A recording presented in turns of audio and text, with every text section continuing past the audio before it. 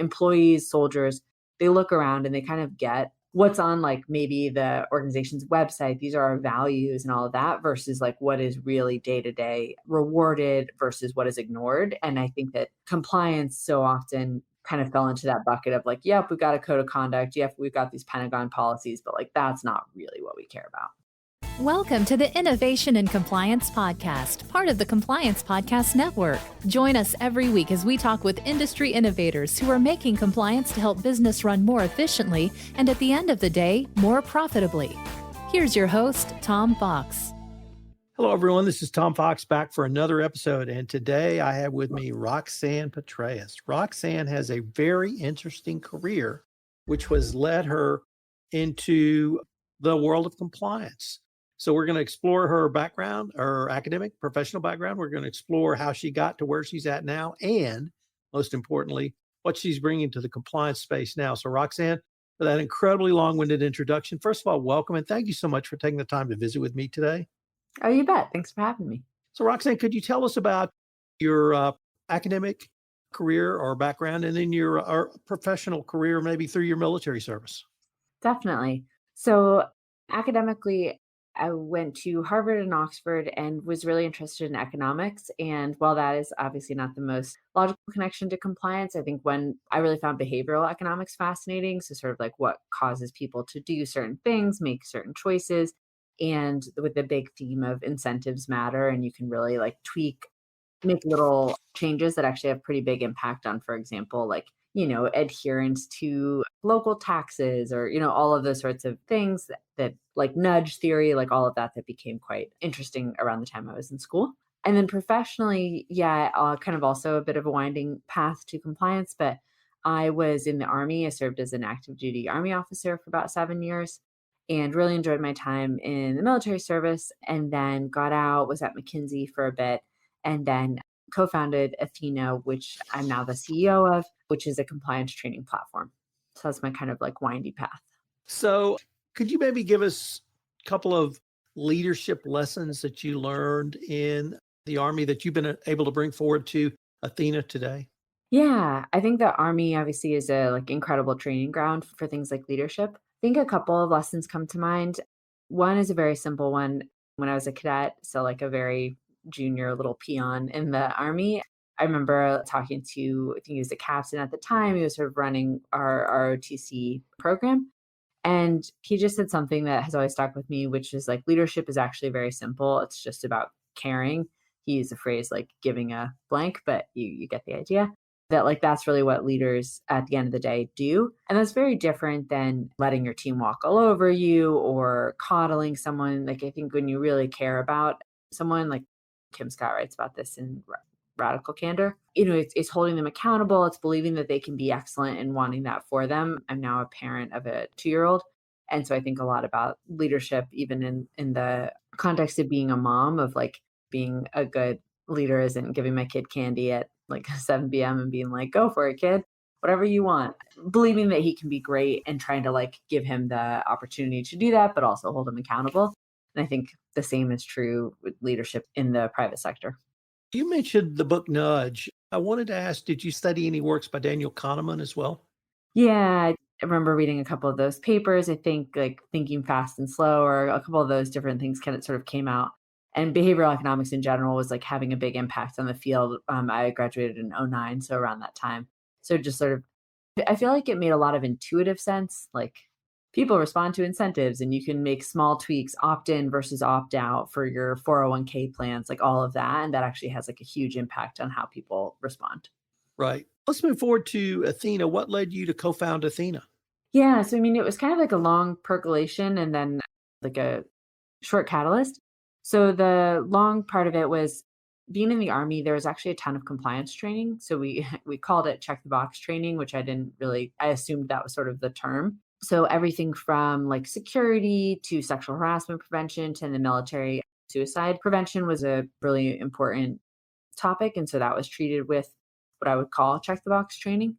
And I just always thought it didn't make sense. It just struck me as odd that an organization that otherwise did a phenomenal job with training. So for example, if you're like preparing to jump out of an airplane, it's not check the box. It's not like, oh, okay, you you attended. So even though you did poorly, like, here you go. There was repetition, they were simulating the environment, and then there were standards. Same for like deploying to Afghanistan, the incredible job really like training the organization on what they're supposed to be doing and taking it seriously. And then, once a year, it'd be like, oh, all that was out the window, and everyone get into a room and we're going to tell you, teehee, don't do bad stuff. Ha ha, bad PowerPoint. And it was like, okay, it's very clear that the organization does not care about anything that was just on this PowerPoint because the training was so bad that you infer as a soldier, like, okay, clearly this is not important because if it were important, we would treat it with the seriousness that we treat all these other topics. So I just kind of thought that was strange. I have never heard that before. That's a great insight, Yeah, not from the trainer or training perspective, but from the attendee or receiver totally. perspective. That if the training is nonsensical or not first rate or not even up to the par of other training, that communicates a lesser value of that training to that person receiving the training. Yeah. And that's a great insight. No one, I've never heard anyone say that.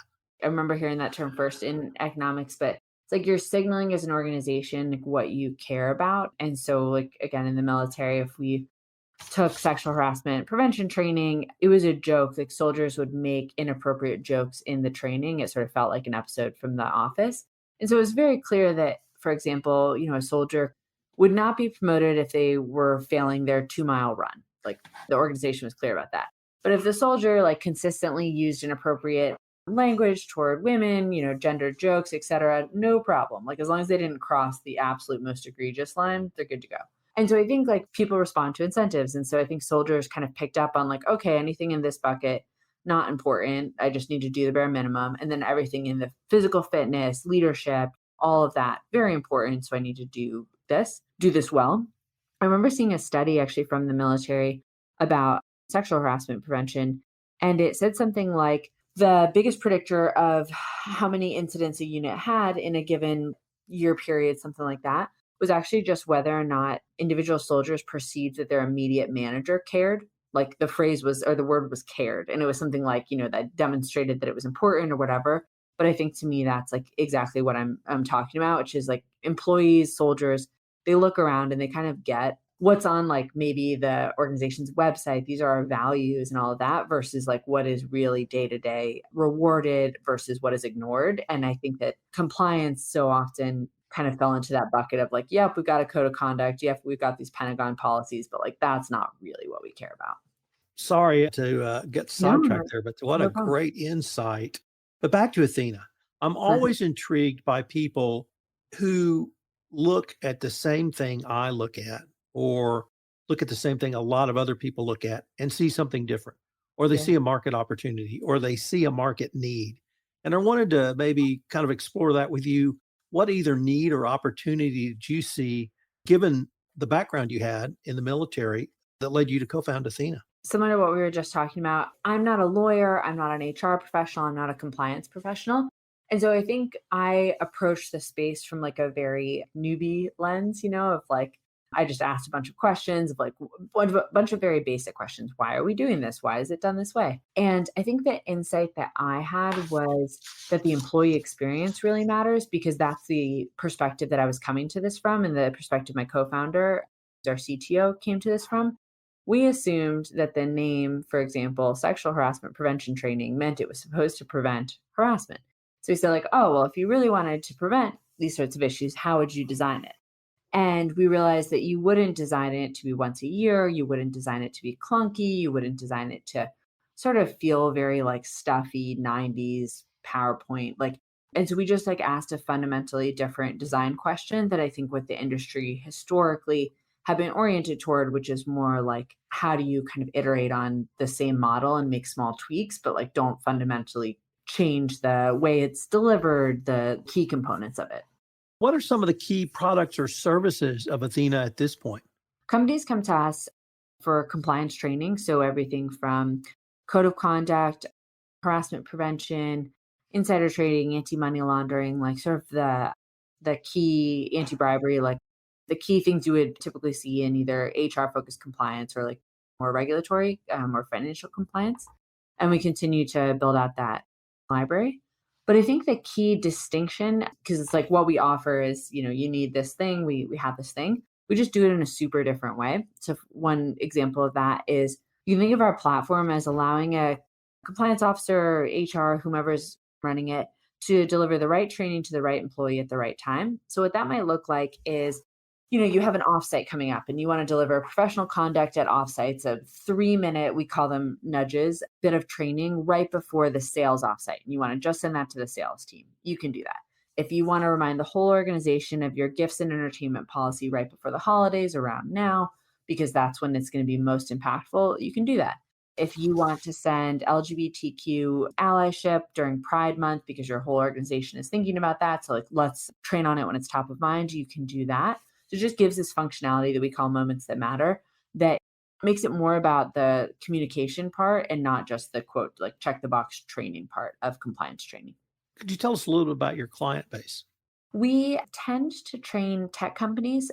We ourselves are a startup. And I think that this kind of very innovative, like, let's not just check a box, let's make this about culture and how we interact with each other as colleagues and learning, tended to resonate most strongly with tech audience, though not exclusively. Actually, I have a lot of financial firms joining, which I think is really neat as well.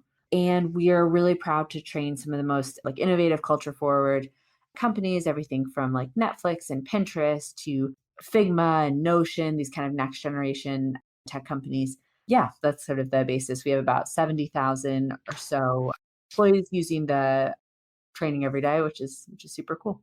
Let me see if I understood something you said a little bit earlier, Yeah, that when you look at training, you don't start with the training. You start, what's the problem we're trying to either prevent or fix?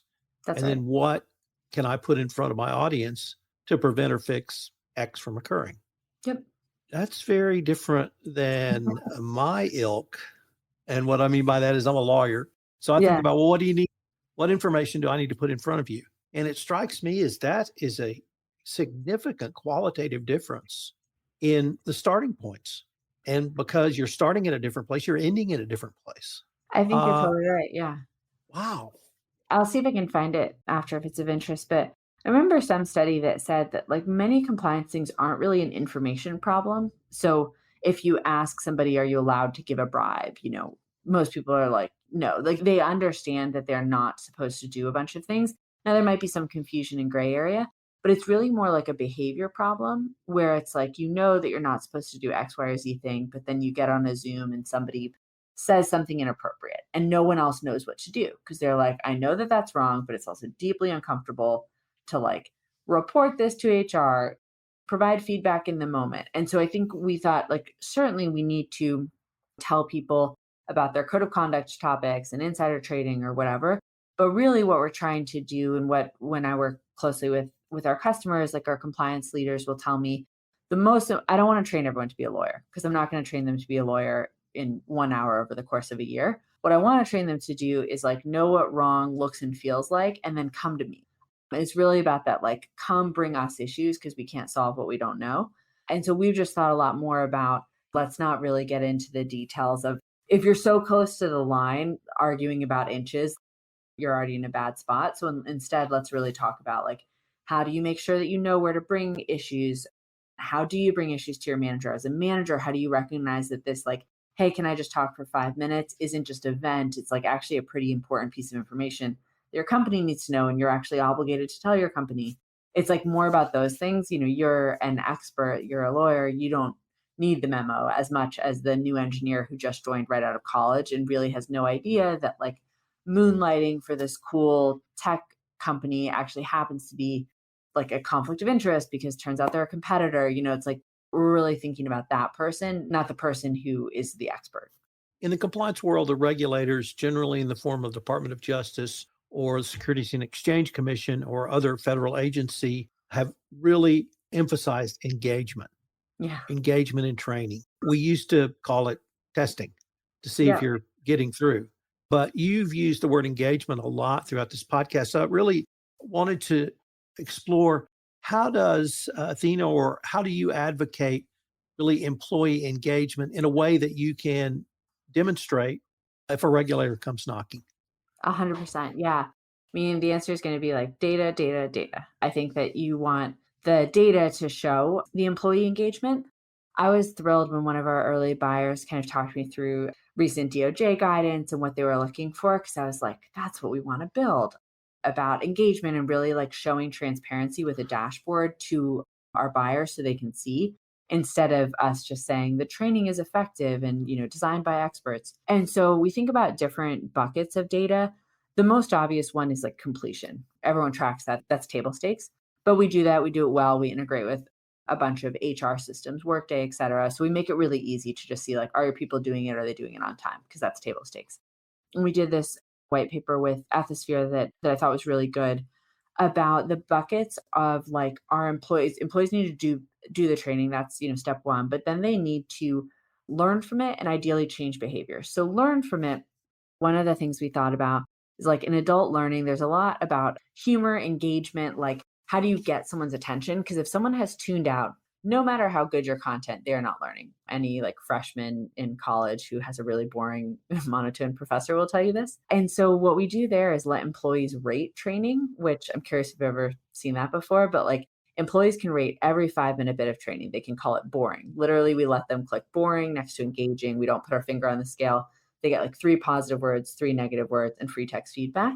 And we are approaching our 1 millionth piece of positive feedback put through the system from employees. And 93% of all of the feedback given has been positive, which kind of blows my mind because this is usually one of like going to the DMV. This is how employees think of it. And we surface all of that data to our admins so they can see at my company, what's the percentage of employees who thought our training was relevant, for example. Let me pause there because I'm curious if you've seen essentially an employee NPS, like employees get to Yelp review our training. No, So we usually ask, and people say like, I don't want to know how much they hate it. And we're like, yeah, that makes sense. that makes sense. Okay, so we've got finished training, we've got learning, but there was a third part. There was a third part.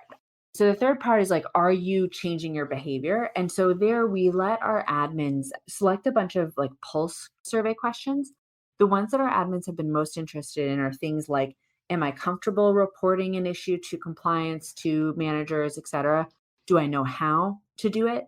And looking at whether those numbers are improving over time. So I was just sitting in on a quarterly business review with one of our enterprise customers, and we saw something like a 20% jump in the percentage of employees who were comfortable raising, I think, a code of conduct issue to their compliance teams. And our customers are thrilled to see those numbers and to see them go up because that's what you're really trying to do is measure like, do you guys know what's going on? Do you know who to go to when there's an issue? And they're saying like, this is so helpful because regulators have consistently said they're looking for data, like, you should be using data to inform training and not just kind of run the same playbook year after year with no change. And so us being able to provide really granular data. So in your LA office, in the sales team, 75% of your employees feel comfortable raising an issue to compliance. And that compares favorably with same time last year. All of that allows us to really do some super cool things. So you can think risk-based training. If you're in this department and historically the compliance team has seen an issue with it, you can send additional training nudges just to that group. I heard a use case a couple of times now of employees who may be over Slack or Microsoft Teams are consistently using some inappropriate language. And so in this situation, HR compliance is trying to figure out like, what do I do? It's kind of this gray area. We really want them to be more inclusive. What do I do? And they said like, oh, I'm going to send them a particular training nudge from our library on intent versus impact to these employees to try to improve their knowledge base. I'm not going to send it to everybody because training fatigue is real, but I'm going to target our training where the risk is greatest. And I think that's exactly what regulators have been advocating for versus just this kind of paper program, like check the box. You're absolutely right. That is exactly what the regulators are looking for. But could I turn to how or why you think the Athena training is so engaging or even memorable?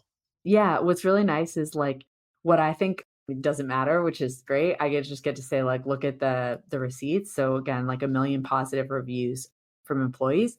And I think the reason we've made really good training is because we're forced to. It's sort of like if you're a restaurant and you're on Yelp, like if you're serving bad soup pretty quickly, everyone's going to yell at you on Yelp and you're going to have to change it. Because we've been very transparent with our data to our customers, If we had, only like I saw a Gallup poll that said only something like 11% of employees rated their compliance training as excellent. If we were showing to our admins, hey, 11% of your team thinks this is good, that'd be pretty bad. It'd be like very uncomfortable for us to have to surface that data. Whereas because we have this like positive feedback loop where employees tell us when the training was engaging, when it was off, hey, this didn't make sense, whatever, our content team can very quickly in an iterative way respond to that data and make it better and better. I just got a text from a friend of mine whose company uses our training, and she said that, like, weirdly, I've heard the story twice this week that I think they were using harassment prevention. The training was so good that her kids wanted to watch it. That is a bar we were not aiming for, but I think that's what results from a ton of data coming through the system on ratings. You've used the word culture several times in Yeah. our visit today. Last fall, last October even, the Department of Justice announced for the first time that they would begin assessing corporate culture for companies that were involved, certainly in Foreign Corrupt Practices Act investigations or enforcement actions. That's now been memorialized in a memo. You have talked about training as not simply a part of your culture, but actually a way to improve culture. I was wondering if you could give us a few thoughts on that, Roxanne. Yeah, I think it's crucial. I mean, again, it goes back to like my experience in the Army of what is written on like a Pentagon memo, like does not trickle down to how a unit behaves. But what does is culture and like understanding the norms and what we do and don't tolerate here. And so we've thought about, okay, how can we make training that supports like a positive culture? And I think that's like what we've done by making it good, valuing the employee experience. We'll hear things like maybe a company will use one of our particular training nudges and then reinforce it at all hands and talk about it. And like managers will talk about it in their one on ones. And I don't think that great training can fix like a very, for lack of a better word, like broken and toxic culture, right? Training is one component of this like holistic system. But I think what training can do is help a company that really wants to invest in these topics demonstrate that they take them seriously, which goes back to what we were talking about earlier in the conversation around signaling. Like, I remember an EEOC report, again, this was on harassment, but saying something like training that's done once a year and done poorly signals that the organization doesn't take this seriously. And so we thought, like, well, how can we give organizations a tool where they can really demonstrate, like, hey, we do take our code of conduct seriously. We put a lot of work into, putting this together, and it's not just something that lives on our website. Like, it's a core part of what we do. We have an advisor, Len Shen, who is chief compliance officer at Lynn, like Lynn Shen is an advisor? Oh, yeah, very cool. I think the world of Len. Yeah. And I feel like he tells a story that I'm going to forget which financial institution it's from, but saying something like compliance when done right is a core part of the business. It's about like when we do the right thing, like that has real positive business implications. And I think you've seen this over the past couple of years with like some companies who've kind of consistently not done the right thing, like having a real impact on their market cap and on these like very tangible numbers. And we wanted to design training for the company that's like, hey, I do care about these things. I don't love that I put a dusty PowerPoint in front of everybody once a year and say, hey, sign this thing. Like that feels fundamentally at odds with who we are. Roxanne, unfortunately, we're near the end of our time for this episode, but I was wondering before we leave, if our listeners wanted any more information on yourself, Ethena, or really any of the topics we touched on in this podcast, what would be the best place for them to go? Yeah, that would be wonderful. Would love it if folks reached out. They can find us at goethena, ETHENA.com, or I'm on LinkedIn, Roxanne Petraeus. There are not many Roxanne Petraeuses, so I should be easy to find. Yeah, and I would love to hear from folks. Roxanne, I really appreciate you taking the time to visit with me. You have lots of non-lawyer insights that I think can make Yeah. training much more effective and certainly engaging. And I really hope we can continue this conversation. That'd be great. Thanks so much for having me.